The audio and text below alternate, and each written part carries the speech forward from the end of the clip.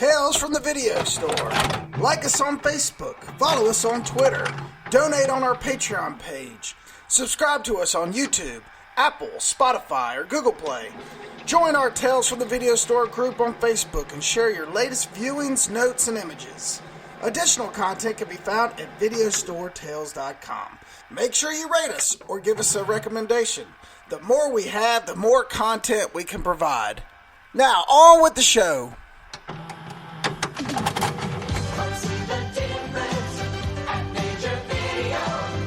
It's in. They've got it. They have lots and lots of kids stuff for us. One of the largest selections, 32 different categories. See it.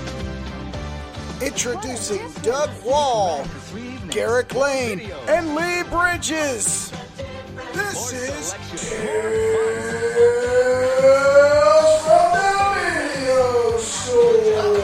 Tales from the Video Store, number 64. 64, and I got it right today. There we go. First try. How about that? All right, I've got some haters of Letterboxd. Okay. About the movies we're going to review today. Okay. Fantastic. This first one is great. As we know, our movie today is Miami Vice. Michael Mann's Miami Vice. This one was from Luke. He gives it a half star. I'm not going to lie. I watched this because Jay-Z and Linkin Park's Encore was on the trailer. I regret that decision. As a teenager, I think I saw a boob. I forgot what made me watch this shit to the end. Oh, God. That seems a little harsh. That's a little harsh. Yeah, come on. Another is, it thunders a lot in this movie, but never rains. That is fair. That's a fair assessment. That's a fair assessment. And then again, it's Florida. It thunders All every the day. time. Yeah. Oh, and it rains every day down Yeah. there for sure. The best one is from Genevieve Scott. She gave it 5 stars. She said, "We paused this film halfway through to watch Colin Farrell's sex tape." Oh, that's great. Another great haters of Letterboxd that I ran across was a movie I enjoyed. It's called The Marriage Story. The review was half star. This is the only movie I've ever walked out of in my own house. That's pretty good. There's some good negative people on. I read one the other day for it was a German film. I can't remember what it was called, but it wasn't even a review. It was about a story about how this guy and his girlfriend, they were living in separate cities. They went to go see the movie, at the same time, and they were going to call each other afterwards. He's like, he walked out after an hour, and she called him telling him how much she loved it, and because of that, they didn't move back in with one another. And he's like, and by the way, fuck this movie. And I felt so bad for him. Oh, that's great. There's a couple from Parasite. One guy said, "I've seen 4 times now. I'm not watching it again." The best one I saw was, it just said, "I haven't actually watched this movie. I'm just scared to death of the coronavirus." Which, that's not even the same country. Yeah. That's hilarious. Yeah. Another was, "Fuck rich people." That's a fair assessment. Yeah, and deserves the Oscars it got. Racist white people could shut up. Probably not, Okay, so that's it for this show then. Probably a pretty fair assessment. All right. Well, to this our second podcast for the Michael Mann block, and it is Miami Vice. Who wants to start us out?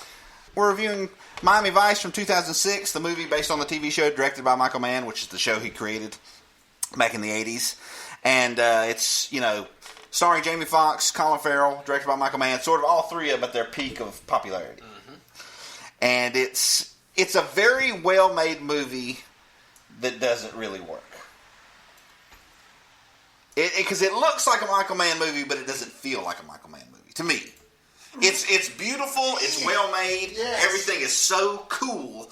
But it's hollow to me. Like that feeling we get when we watch Collateral or Heat just is not there. That's right. That's how I mean. So like if you like the show and you've never seen it, go ahead and watch it. I would probably say watch it on streaming because it's the theatrical cut.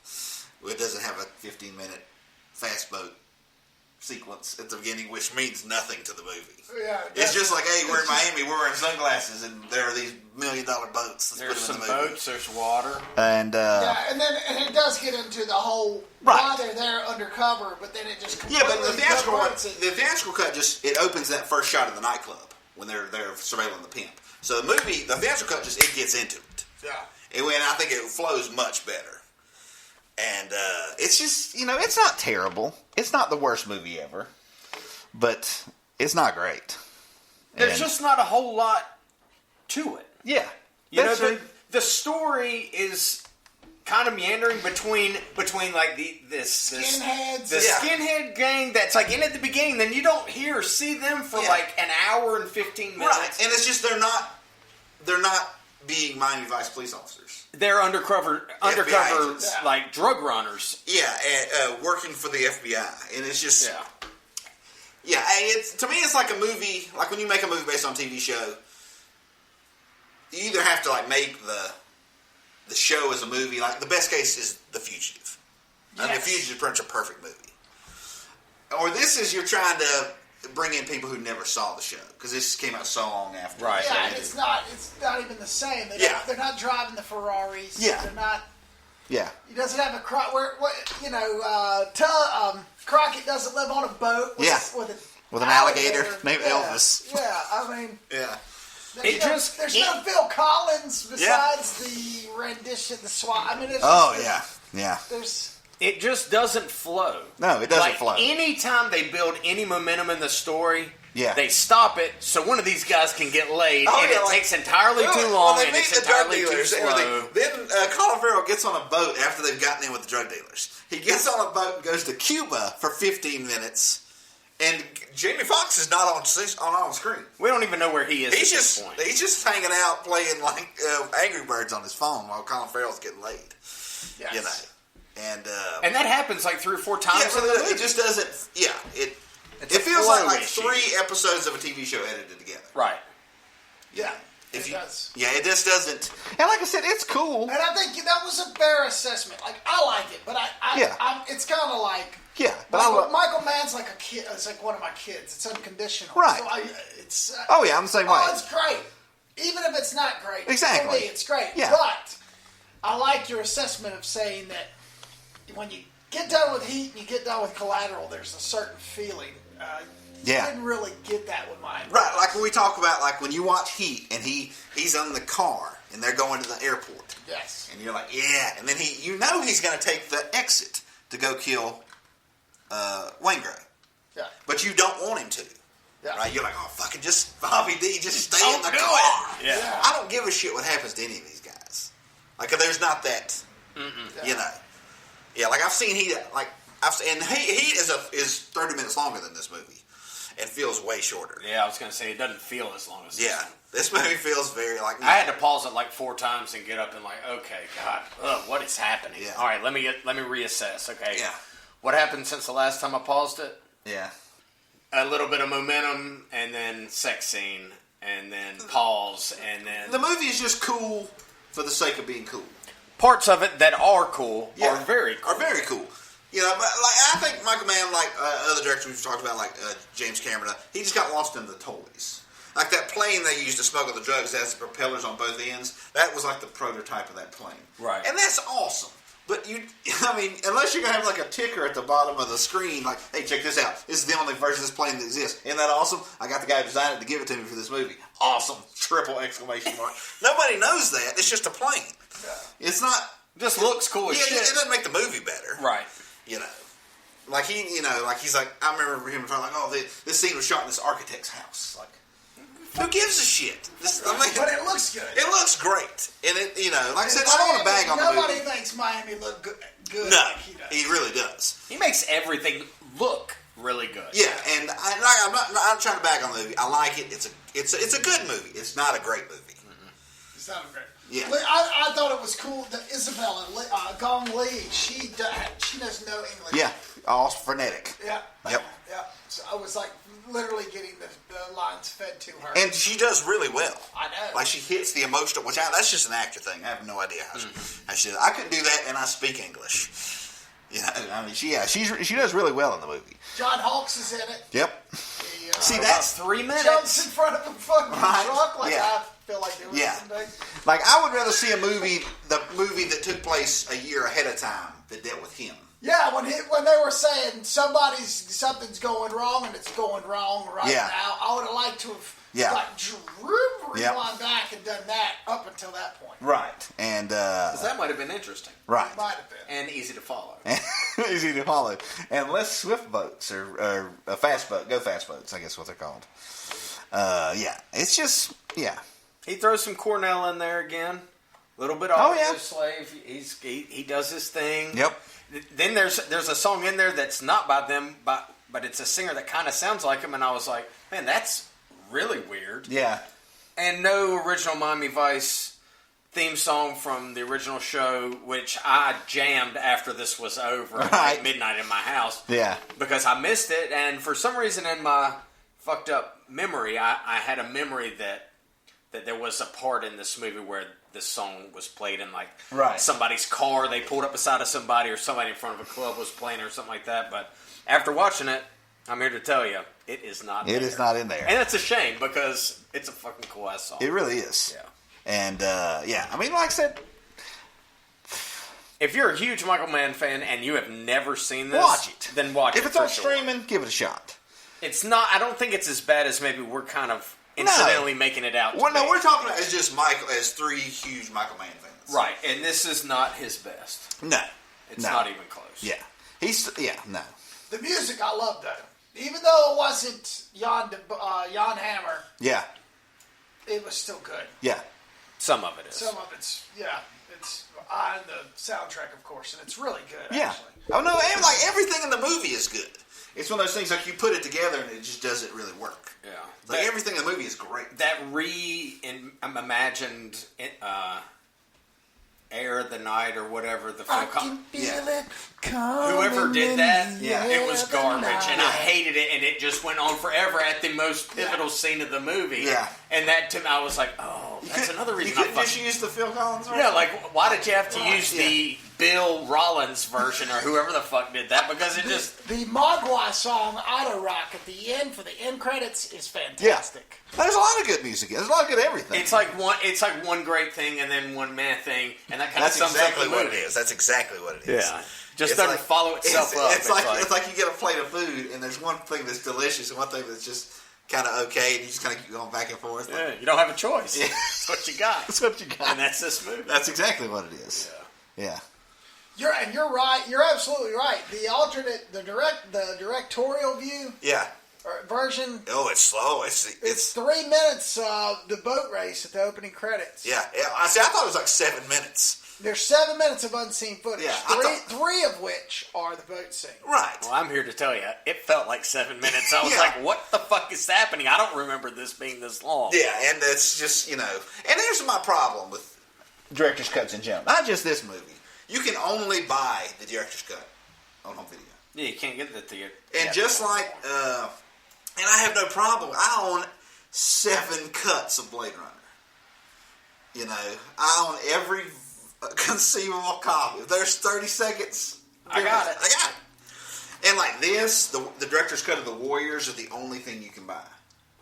And it's just like, dude, I'm up for people making whatever versions of whatever they want to make. Right. And just like you can't get the original cut of Star Wars, the original trilogy. You can't get the non-CGI one. Not anymore. Yeah. It's just like, dude, make whatever you want. Just don't. Oh yeah, seal all. Yeah, you can't get that. You can't get the. Like you can only find the theatrical cut of the Warriors on streaming. Like if they put it on Netflix, they don't put it on the director's cut. Thank God, because it's one of the worst things ever. If you've ever seen the director's cut of the Warriors, somebody should just punch Walter Hill right in the face. Warriors. Oh yeah.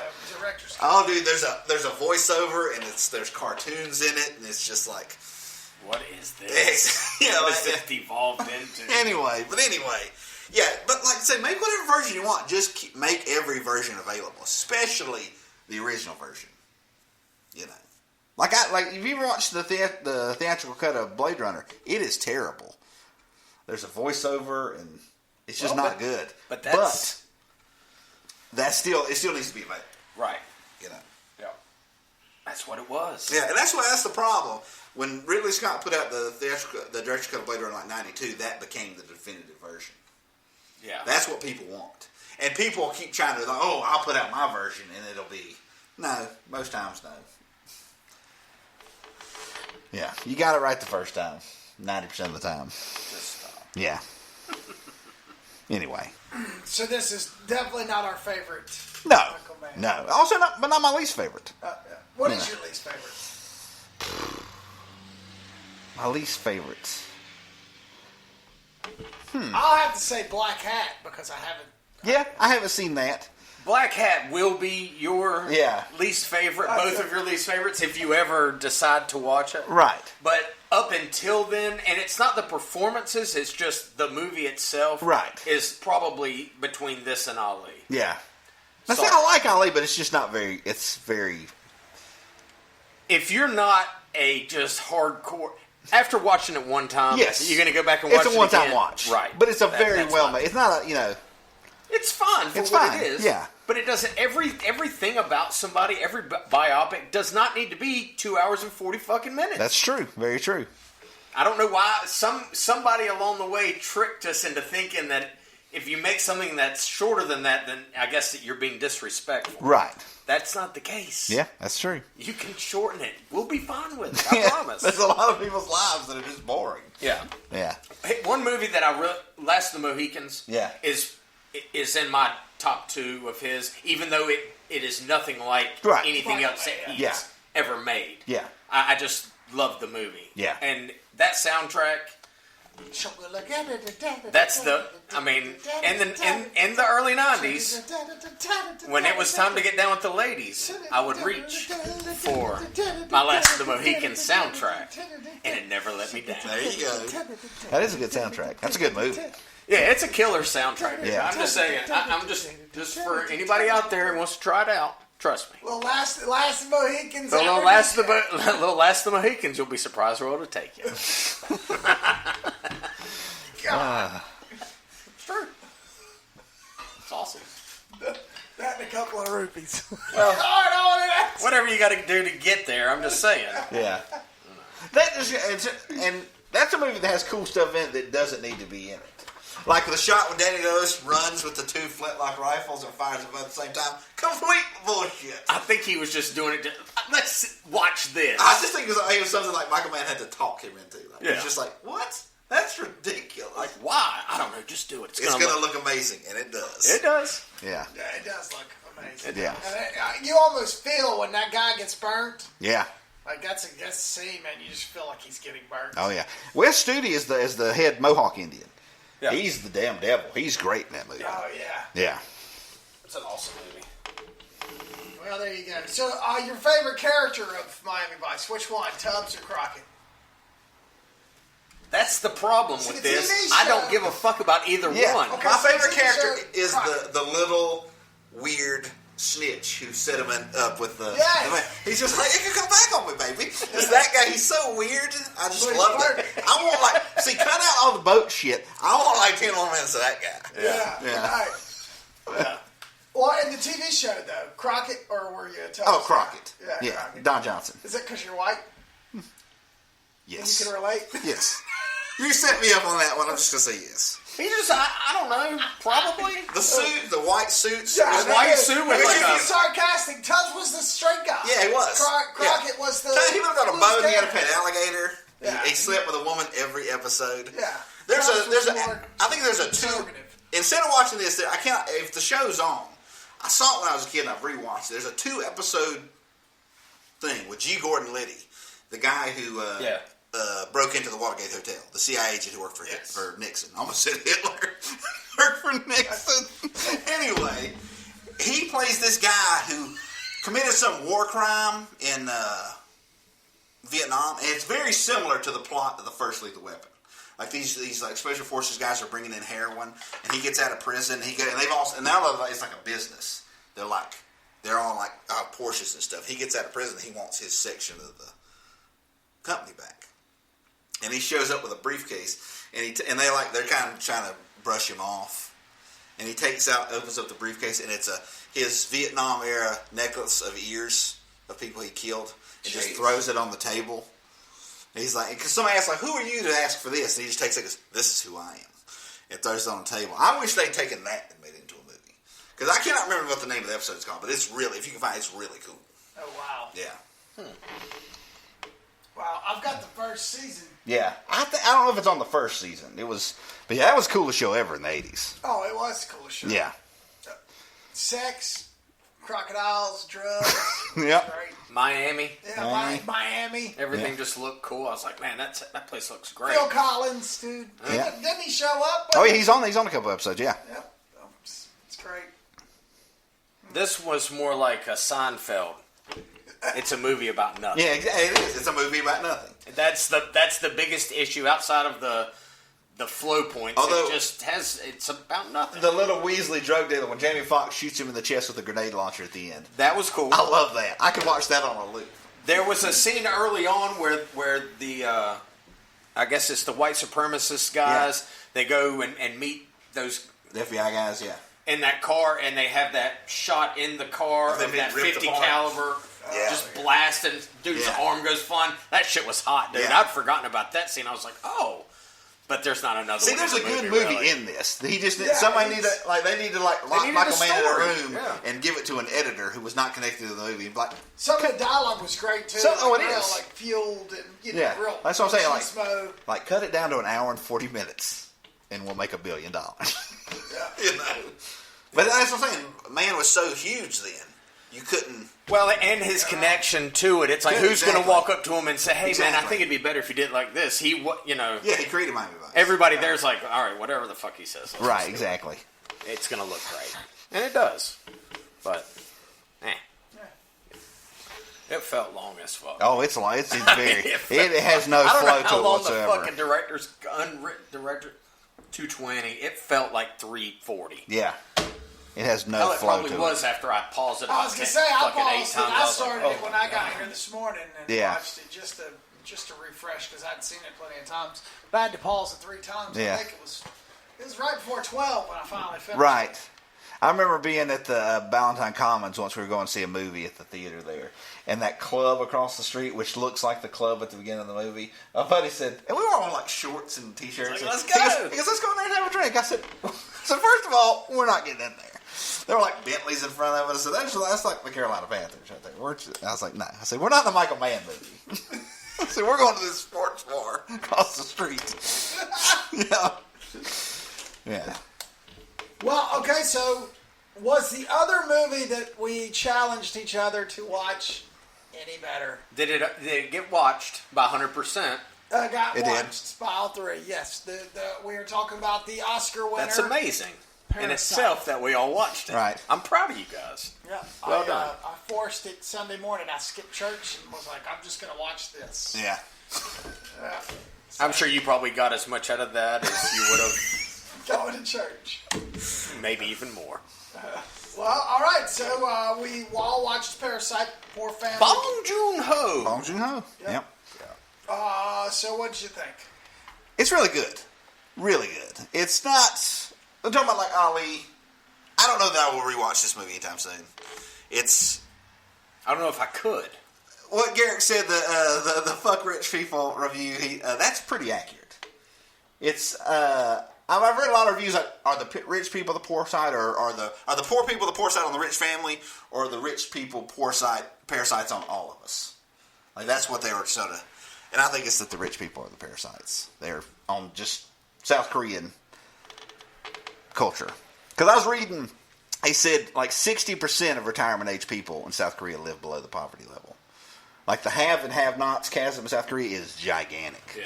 Like there's no, you know how like you go out, like you could be successful. You could just pull yourself up, maybe bootstraps, all that shit we say in America. That is not how it is there. There's no middle class. There's no middle class. That's the issue. Yeah. You're either extremely rich like Like the Park family. The Park family. Yeah. Or you are fucking... The Basement family. The Kims. The Kims, yes. Yeah. But it's just, this... you stink!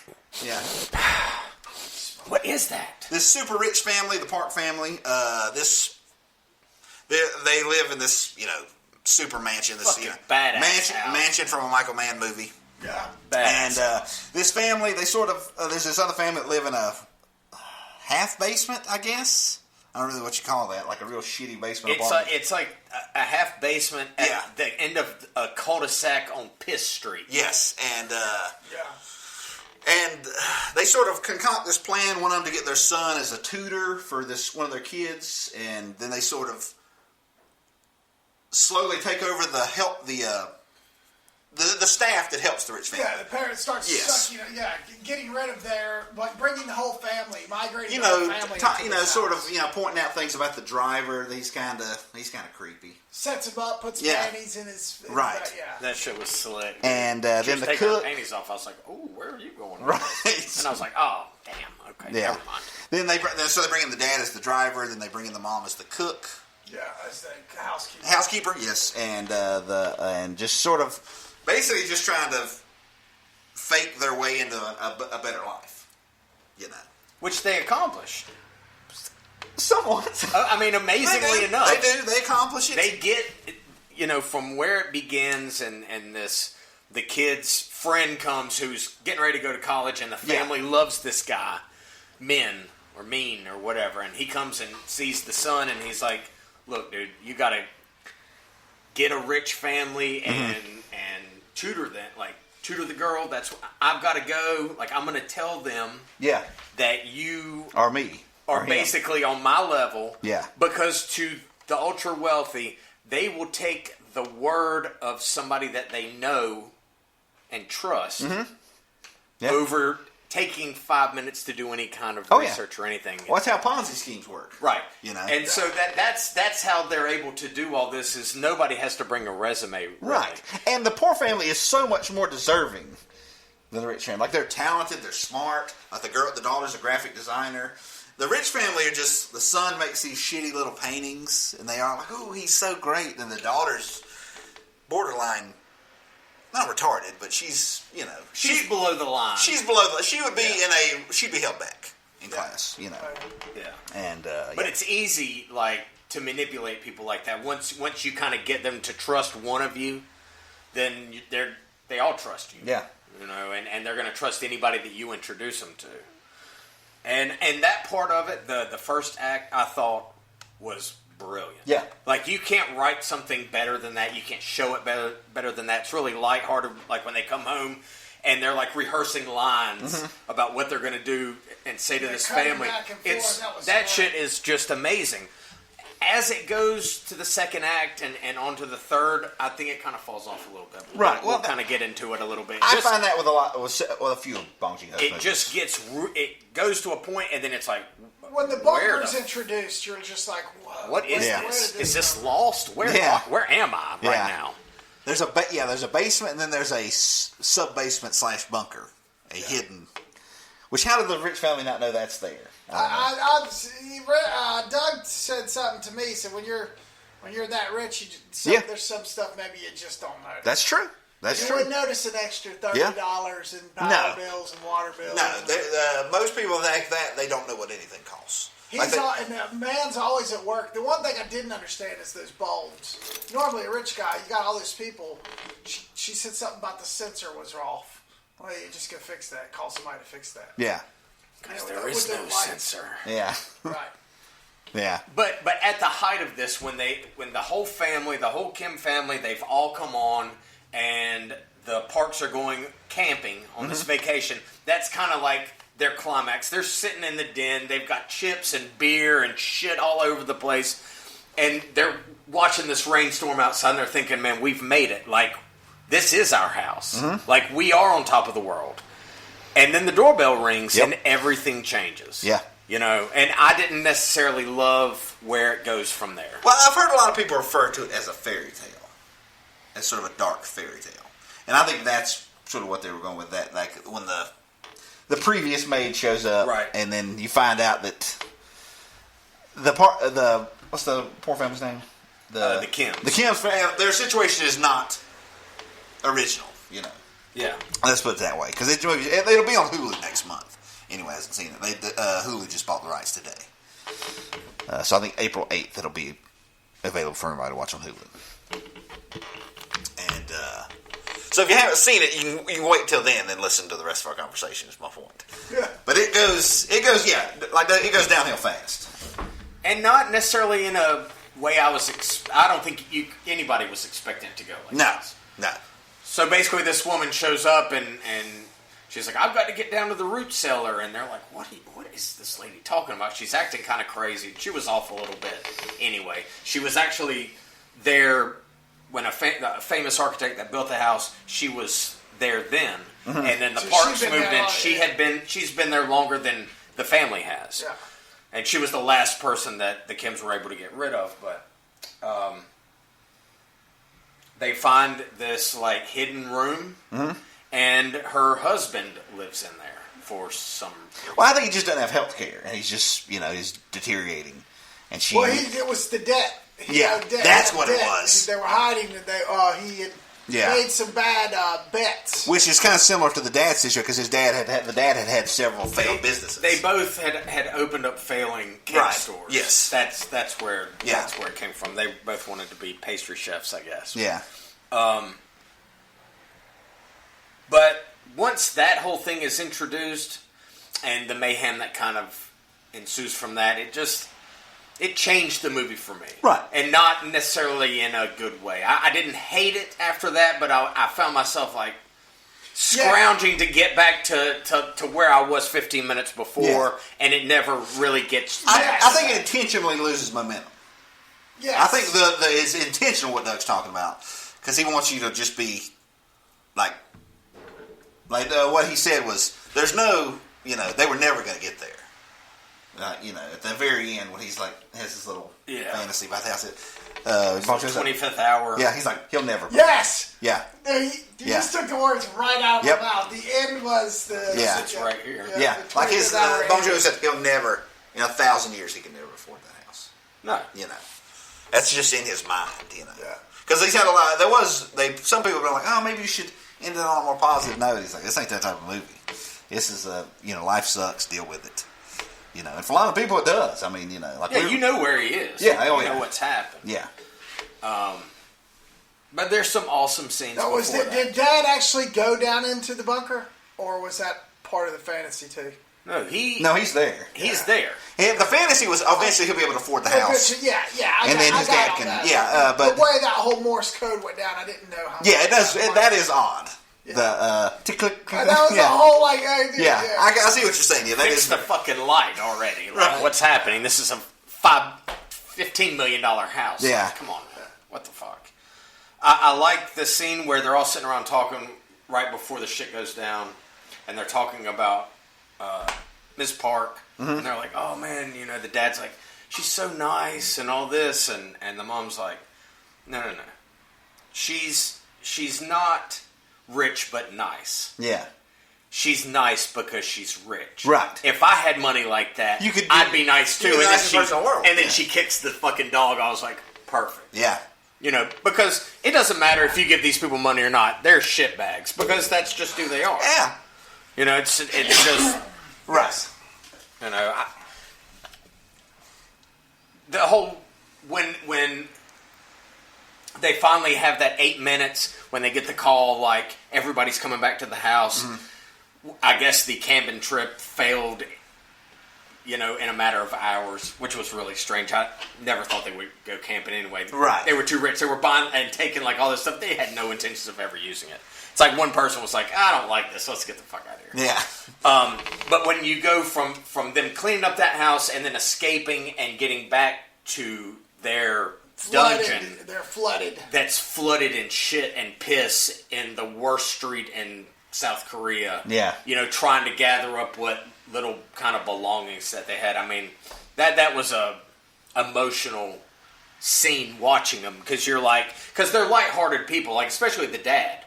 He's kind of like the comic relief through the whole thing. Like when he gets he's like having that argument with the mom. He's like, I'm going to punch you. And then she just smiles and starts laughing at him. And he starts laughing because he knows he's kind of a pushover. Yeah. Until he gets tired of being a pushover. Right.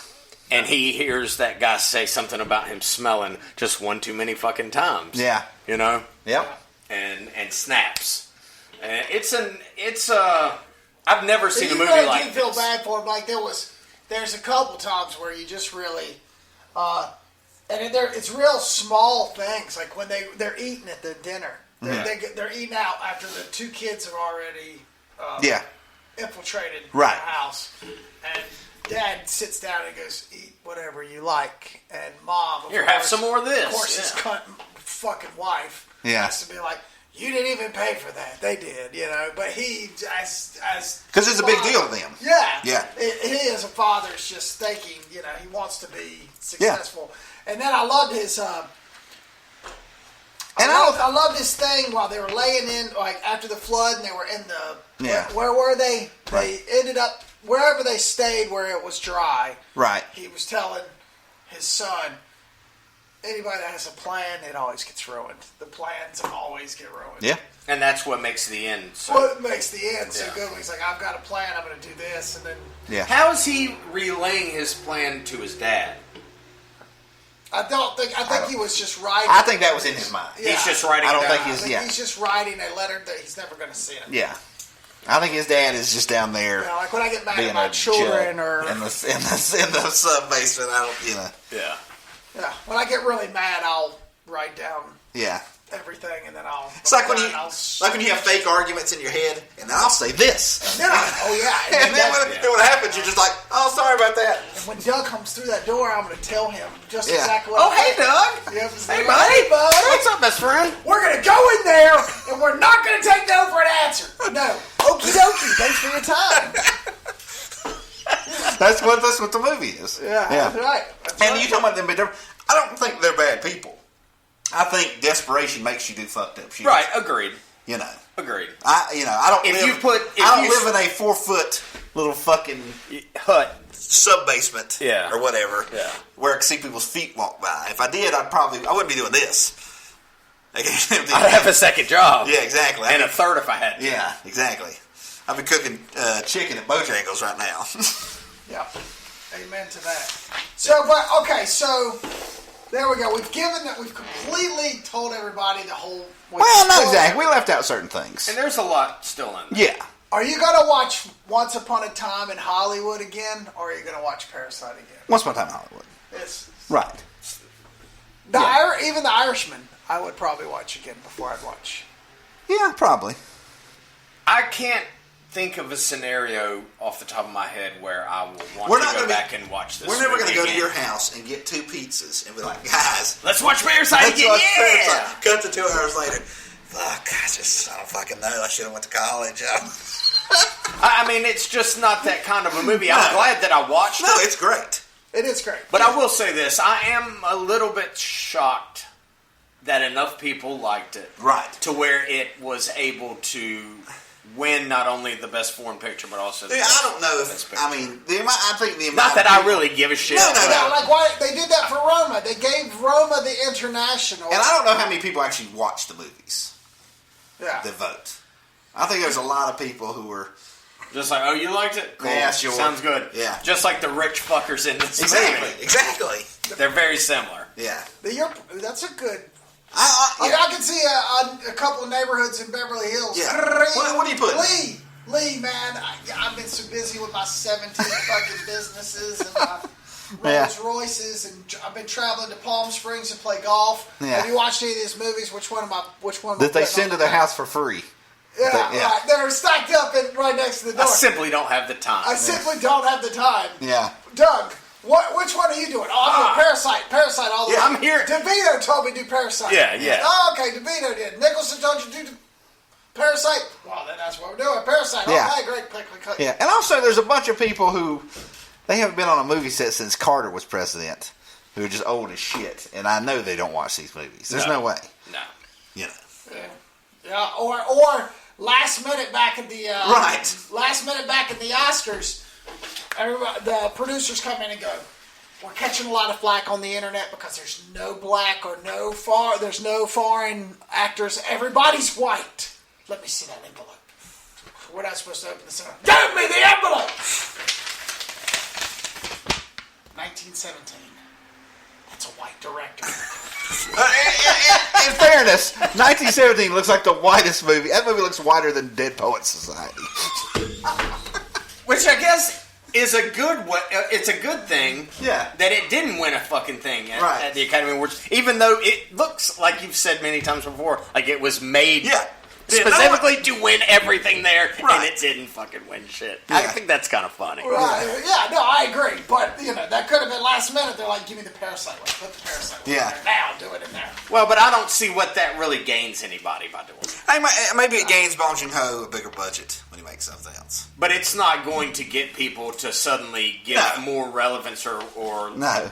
to this award show. I just love it because, man, there was a freaking video, Hollywood Reporter, when the day that the Oscars came out, where they announced, Yeah. he was sitting there. They had a video in their office. Yeah. And he's sitting there with his leg crossed and his tea, right? And he's watching the TV, and there's all his whole team sitting around him, right? Right. And they announced that his best picture, and or whatever, best picture. And everybody freaking rips up, screaming and yelling, and he just sits there with his leg crossed, and his teeth is spilling him, and he's like, hey! It was just so funny because everybody around him's literally going nuts. Yeah. And he's just sitting there with his leg crossed and his teeth, like, it's great, man. And It's a good movie.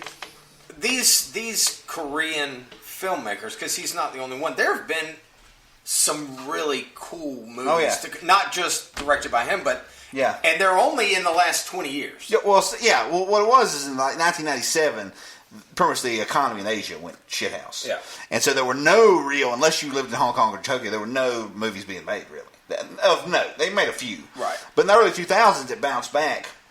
You know, things like Old Boy come out, and, I Saw the Devil, and all these things. Just these, Korea just... Snowpiercer, Just Train to Busan, Yep, like just all fucking- these are. Yeah, you just had this like in the 70s in America. You just had this group of filmmakers. Yeah.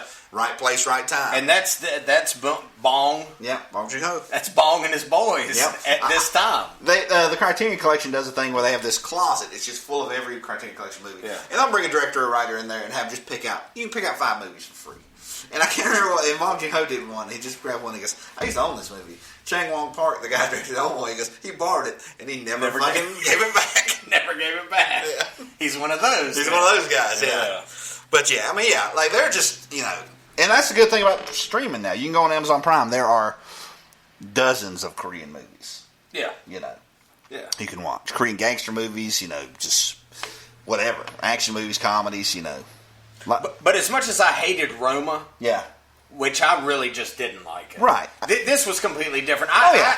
I thoroughly enjoyed watching this movie. Yeah. Jodie actually, before she's like, I can't watch it. It's subtitled. I was like, just let's give it like 15 minutes and see. Yeah. And by that time, she's not even worried about it. Yeah. Anymore. We laughed about a lot of this because a lot of it's really, really funny, whether it's meant to be or not. Yeah. And my only complaint though is kind of goes off the ledge after that kind of second act is kind of introduced. Right. And it's a little long at the end. Yeah. But those are small complaints. Right. Like, this is a fucking work of art. Oh, absolutely is. Yeah, it's a one of a kind. I've never seen a movie like this. And but Korean movies, that's long. Very few of them are short. Right. I mean, if you're gonna start watching Korean movies, they're gonna be 2.5. I did have one problem. yeah. They leave the house. They escape the house. They all have their cell phones. Mm-hmm. They go through the water, all the rain, into their up to their neck water in their house. Yeah. All night, and then go to wherever the safe zone. Yeah. And that next morning, all their cell phones work. Right. Because the family calls. Fair enough. Yeah, fair enough. Well, maybe the family got them some badass new phones. They never saw them between the two. And they've been getting paid. Yeah. Okay.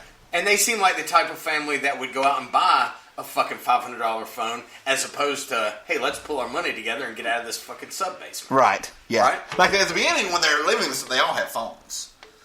Like when they're doing their What's searching up- for Wi-Fi. What's up with the shitter on the shelf? I don't know. I mean, do they have to shit like I looked, I was like, oh, that's impossible for me. I mean... Yeah. I don't know. I can't answer that. Just a really odd little... Yeah. I don't know if they're all like that. Yeah. You know, places over there all have, like, these 4-foot shit shelves. I don't know. Odd. All right, well, that's I'll Parasite. Is there anything else on Parasite, or is that No, it? I think it's pretty much How many covered. stars on it? On 5? Out of 5? Oh. It's 4.5 4, for yeah. me because of the originality, just the whole cast system. Yeah. You know, the rich versus the poor. Yeah. And I just don't... The themes and the... Yeah, I just don't know if I've ever seen anything quite presented like this. Yeah. And that I appreciate. Do I love the way that the last 30, 35 minutes go? Not necessarily, but it's not enough to turn me off of the movie and say I hated it. So, Okay. yeah. 4.5? All right, Yeah. I'll give it 4.5 too. I get, 4 to 4.5.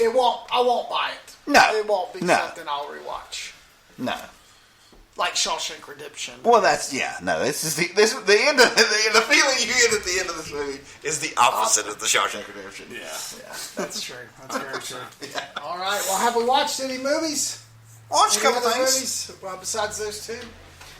Go ahead. I watched. Weren't able to do anything on Valentine's Day a couple weeks ago, so me and my girlfriend went out. We got ribs, and we watched the new Bad Boys movie in the theater. It was the only thing playing at that time, and it's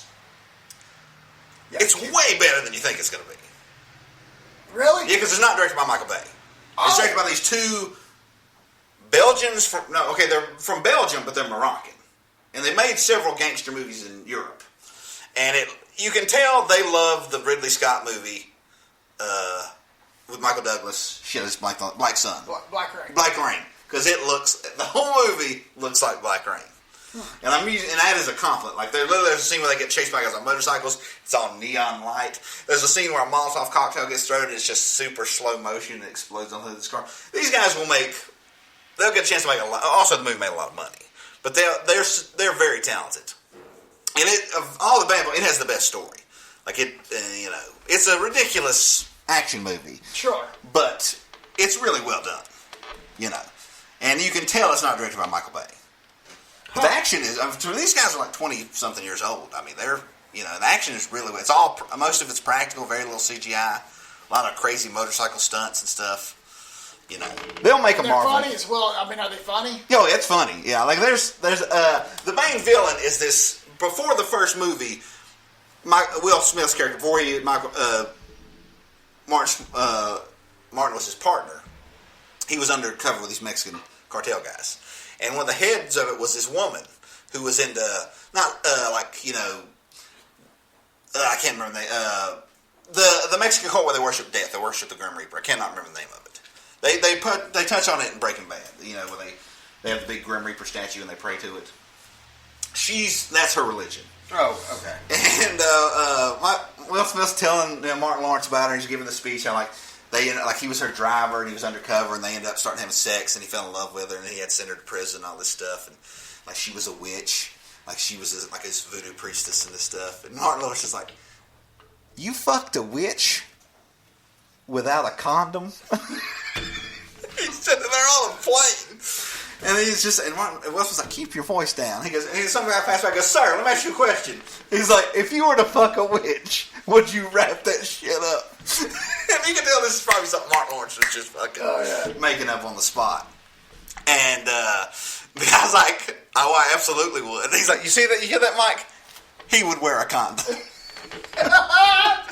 I think I really enjoyed it. Wow, Yeah. that's something I thought I'd never hear. Yeah, I mean, and Michael Bay's actually in it. He's the MC of Martin Lawrence's daughter's wedding. He's in it for like 5 minutes. He's Acting? acting. Yeah. Oh wow. And This is not direct. their name, I cannot remember their names, but they're Belgian Moroccans who made gangster movies in Belgium. Huh. And I can definitely see why they were hired. They definitely have a real strong visual sense. Huh. You know. All right. Cool. Bad Boys. Yeah.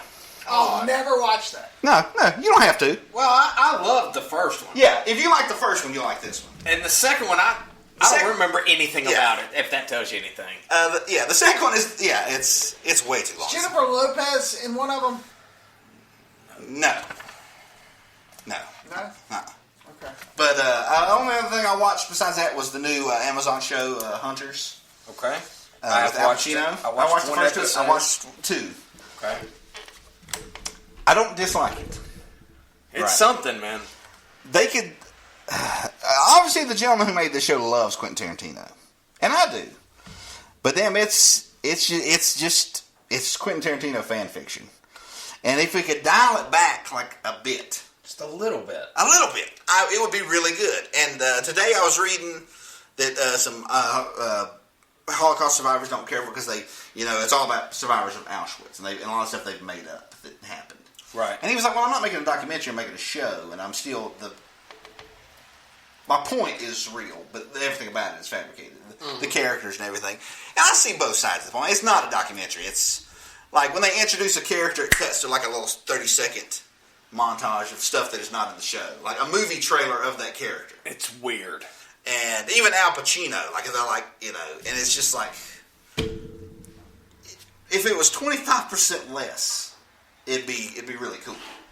I'm afraid that aspect of it is going to be why I don't watch it. Right. It's too much. Yeah. I think that there is something there, but I don't think I'm ever going to see it. And there are really cool scenes. Like there's a scene where there was a Nazi guard who was a classical musician and cut to 1977. He's a music producer. Like he came to America, changed his name. In music studios they have those giant speakers. Well, they handcuff him to this piano and they play the Little Richard song, Good Golly Miss Molly, and they're just turning up the dials and his ears just start pouring blood. And they'll turn it down, they're asking him a question. I don't know anything, I was just a guard. And they just turn the volume back up. Right. Up goes another dial, and he's just crying. And there are scenes that they're super cool. But then it cuts to like 2 minutes of like Tarantinoism that doesn't need to be in there, Give yourself an episode, and you'll immediately see what Lee's talking about. Right. You'll see one episode and be like, well, what is... Yeah. You might love it. You might be like, oh, man, I love that. Yeah, there's 70% of it I think is well done. And there's 30% of it that's... You watched all of them already? No, 2 episodes. Oh, just 2. I watched 1. And like I said, I'm not bagging on it. I know it sounds like I am, but it's just like, yeah. So, I mean, there need to be some notes. Somebody like, take that out. I think that does... Yeah, like there's a scene where they're introducing the characters. They're introducing the characters that it cuts to a bar mitzvah that never happened, where each of them comes up and lights the bar mitzvah candle for this fictional little girl. They're like, oh, and bringing up this guy. Then when they bring him up, so it's like it goes from a fictional thing to a fictional movie trailer about of each character thing. Yeah, Then it cuts back to reality, and it's just like it's too much. It's over the top. Yeah, I'm not gonna I'm gonna keep watching it. I'll see if I can wear it. Right, goes. but yeah, maybe notes are good. Notes are good. Notes are good. Yeah, Notes are good. yeah. Well, Doug, I caught up with a show that I was really excited about. Yeah. Called Avenue 5. That's on HBO. Oh yes, Armando Iannucci. I wanted to see that. Who was the guy behind Vice? Vice. Yep. Is that the name of the show? Yep. Vice. Yeah. Is that Vice? No, Veep. Veep. Thank you. Yes. I was like, Vice doesn't sound right. Directed Death of Stalin, which we covered on the show. Right. oh yeah, And basically, it takes place some years in the future. It's about a massive spaceship that's, I mean, like a massive luxury ship that's out in space, and they're doing it's supposed to be like a 6-month tour, and some shit goes down, and now it's going to be like a 3.5-year tour. I think I watched like the first 3 episodes. Mm-hmm. It's only a 30-minute show. Hugh Laurie is the main star of the show. House, if you familiar with the show. Josh Gad is this guy, Judd, and he's like the richest guy in the world. So like, it's not the Blue Water, it's Judd Water. It's not Bud Light, it's Judd Beer. Everything is Judd on the ship. Well, some bad things start to happen, and it comes to light that not only is Hugh Laurie not a pilot, he's an actor. Mm-hmm. And all the people who were on the front deck that are doing all these things, and when he comes in, he's like, "Hey, raise the shield and hit the thrusters." It's all scripted bullshit. Right. So they're trying to get from that to the actual real crew, who's a bunch of ugly looking MIT types that are inside the engineers. ship. Right, and trying to figure out and solve all these issues. It's interesting, but it's too like every word is supposed to be funny. Right. Every term is like a joke, and it's like it's too much. Yeah. I just don't.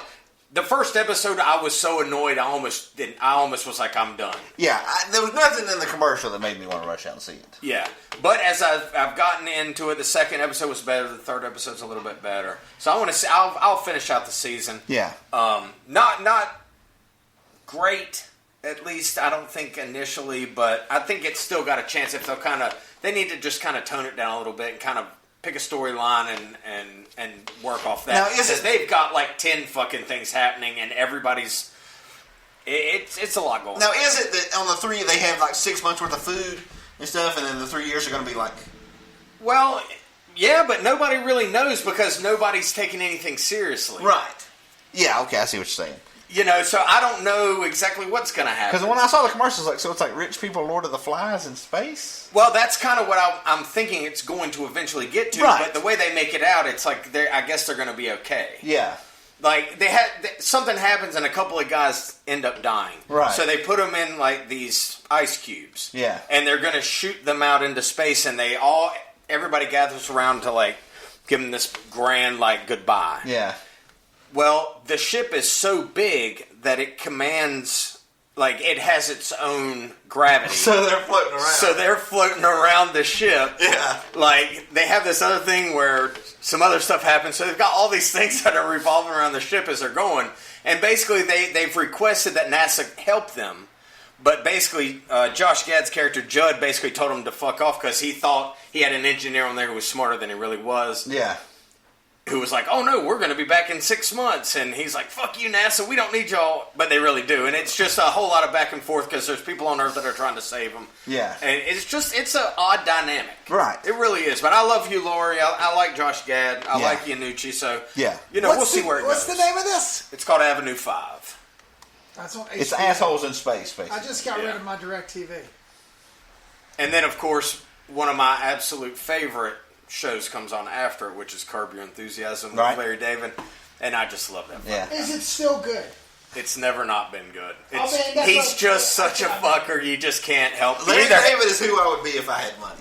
I'm afraid I might be a little bit Larry David, like, even poor. I'm like poor Larry David. That scene where he's walking down, I think it's like season 5 or something. He's walking down the street, and that woman just looks and goes, "Smile," and he looks and goes, "Hey, why don't you mind your fucking business?" Yeah. He is a prick. Yeah.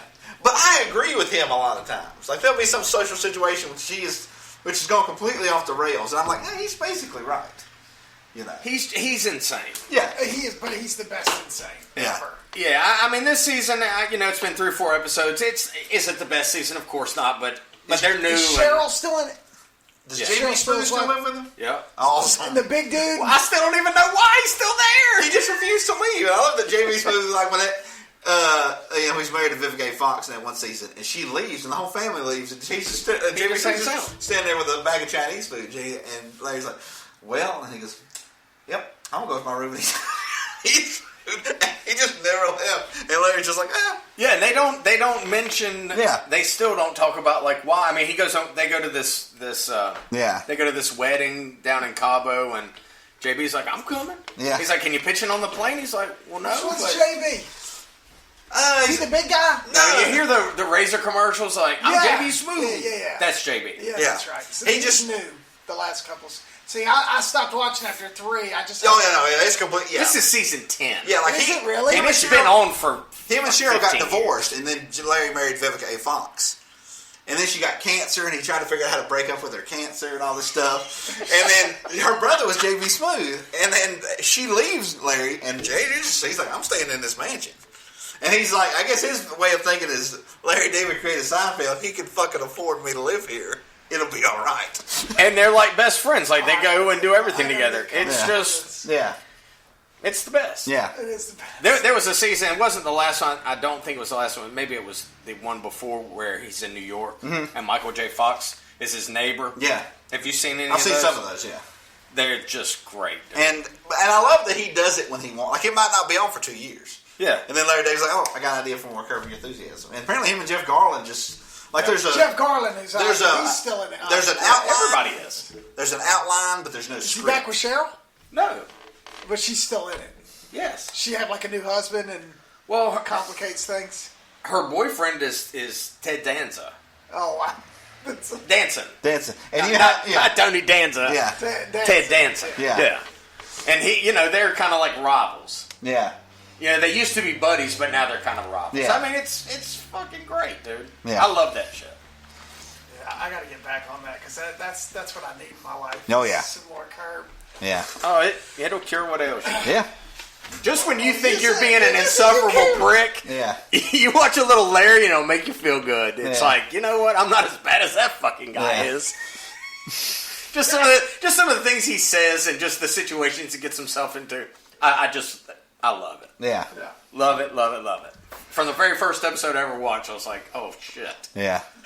This dude comes in here and says, I didn't watch anything. I was drinking all weekend. I didn't watch anything but Parasite and Miami Vice. They watched like 60 things. Well, that stuff, Yeah. that stuff's been going on for a few weeks. Oh, yeah. And I love that Curb Your Enthusiasm started because so Larry David didn't have to do a stand-up special. Yeah. He's like, what if I just did things, just filmed them? He's like, Because he wanted, they should have paid him to do a stand-up special, and he was like, I don't want to do it. I got to write jokes. And They talked about it, they built it up, and then he just no-showed it. Yeah, and then they're He's like, ah. they're like, well, we gave you money. You have to give us something. And he was like, okay, I'll come up with something. Yeah. But and then he came up with that. yeah, which is- exactly. After watching the first couple, it makes you want to go back from the beginning and just watch Yeah. them all, because they're that good. Yeah. Yeah, that's that good. Well, I don't have much, man, to be quite honest. I rented from Family Video Okay. The Lighthouse. Come on, tell me Wait, you got... and you fucking did. Motherless Brooklyn. And you chose wrong. You chose fucking poorly, didn't you? No, well, I chose Motherless Brooklyn. I've got Lighthouses tonight. I ran out of time over the weekend. Jesus. I fell asleep during Motherless Brooklyn. How many times? Only once. But here's the thing. It was pretty slow. Ed Norton's good. It's not bad. But the problem is the DVD that I got didn't have any chapters on it. So the only way that you could watch it is to watch it. You couldn't fast forward. I couldn't fast forward back to where I was.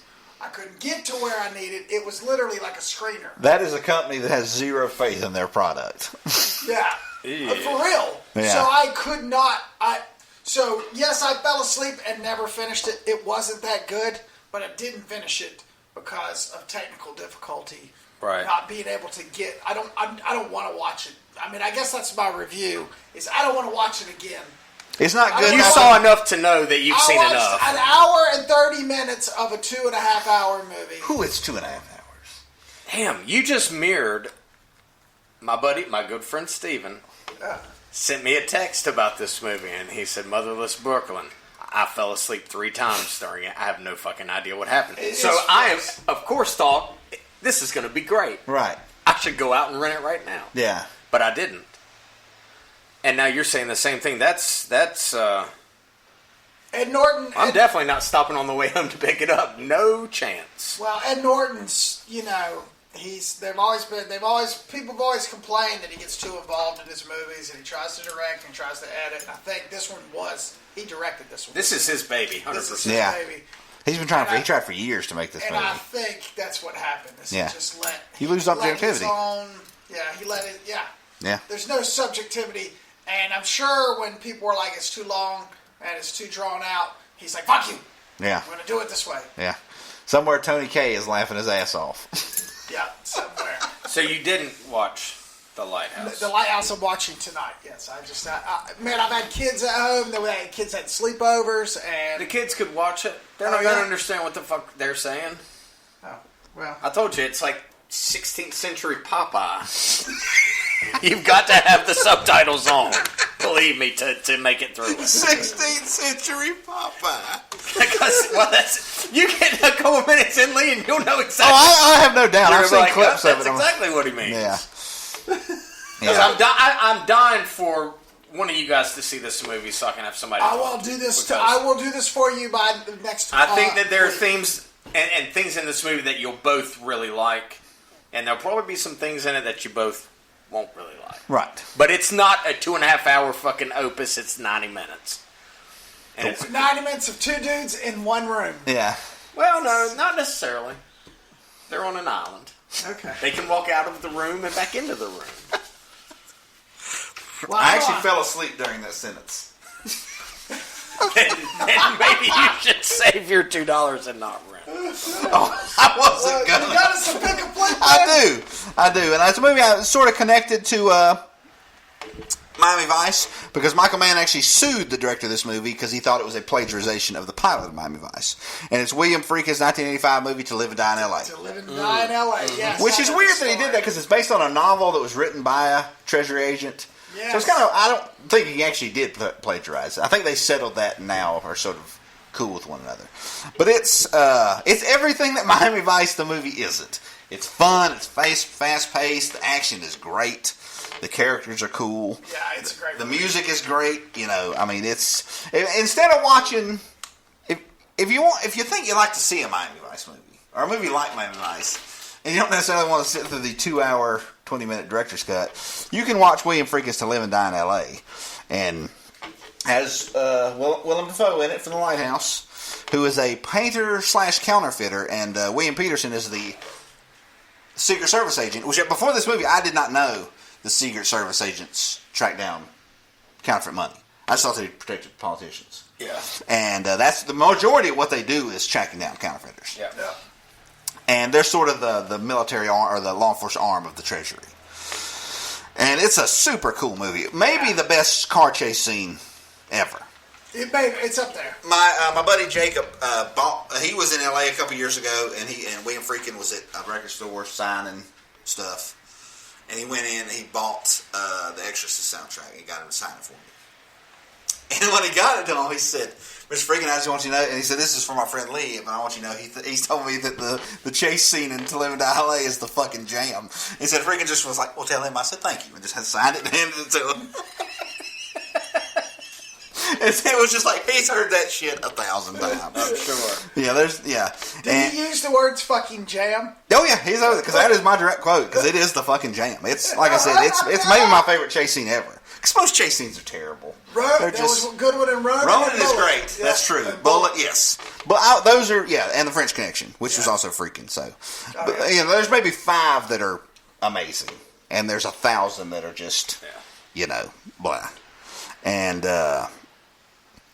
I love this movie. Yeah, it's one of my favorite 80s cop movies. I haven't seen it in a long time. Yeah. I was just about said Harvey Keitel. Yeah. Harvey Weinstein is guilty of rape. Yep, he is. And so you think he'll do jail time? I think so. I hope so. He'll never make another movie, will he? No. He'll never even get a comeback before he dies. No. He looks so bad now, he's walking around with 2 canes. I have heard people say they've seen him walking around without it, though.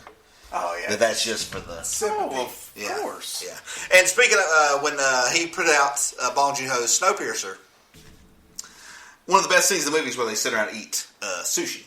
Because the rich people only get sushi, and the poor people never get it. And so when the poor people revolt, they get. And says Weinstein hated that movie so much. He kept trying to. You got to cut this shit out. Got to cut that shit out. And said Bong Joon-ho said, "Well, the reason they eat sushi is my father was a fisherman, and that's my tribute to my father." So Weinstein was like, "Well, it's for your dad. I guess I got to let you do it." Said as soon as Weinstein walked out, he looked at Bong Joon-ho, looked at somebody next to him. My dad's never fished in his fucking life. I was trying to get this idiot to let me release the movie. Because Weinstein kept saying, he goes, people in Iowa got to understand this movie. They won't understand the movie. Like people in Iowa don't know what science fiction is. They just watch Star Wars like it's a fucking documentary or something. Yeah. That's probably a true statement. That's true. Yeah. For some, yes. Possibly. I mean, Harvey didn't make as much money as he did because he's stupid. That's true. That's true. But yeah. Yeah. But yes, well, he's there won't be any more Weinstein movies. Nope. There'll be no more Shakespeare in Loves. Well, Thank God for small favors. Thank God for small favors. Yeah. Well, that's it for this week, man. We are running late. We are an hour and 10 minutes. Well, we did 2 movies. We did 2 movies That's this right. week. We did do. Yeah, that's right. We did do 2 movies. One more left in the Man. Yep. Yeah, the his opus, Thief. Oh, this is my shit. This is where To Live and Die in LA's chase scene is the fucking jam for Lee. This is the fucking shit. Oh yes, I love Thief. Yeah, I do too. I mean, that's I've already ruined it. So yeah, we will discuss in detail. His Thief. first feature film. Yep, his first feature film, and the Tangerine Dream soundtrack. Oh, yes. that follows, which is what It's your fucking jam. Yeah, it is my fucking jam. That's it for this week, folks. Take it easy. Have a great week. Imagine the perfect video store. It would have a great selection, right? Right. Over 10,000 videos. 3 evening rentals, so no rush, no hassle. Fast checkout. 24-hour quick drop return. Open late every night. Well, the perfect video store Welcome to Blockbuster Video. is popping up all over the country. There's one near you. Blockbuster Video. Wow, what a difference.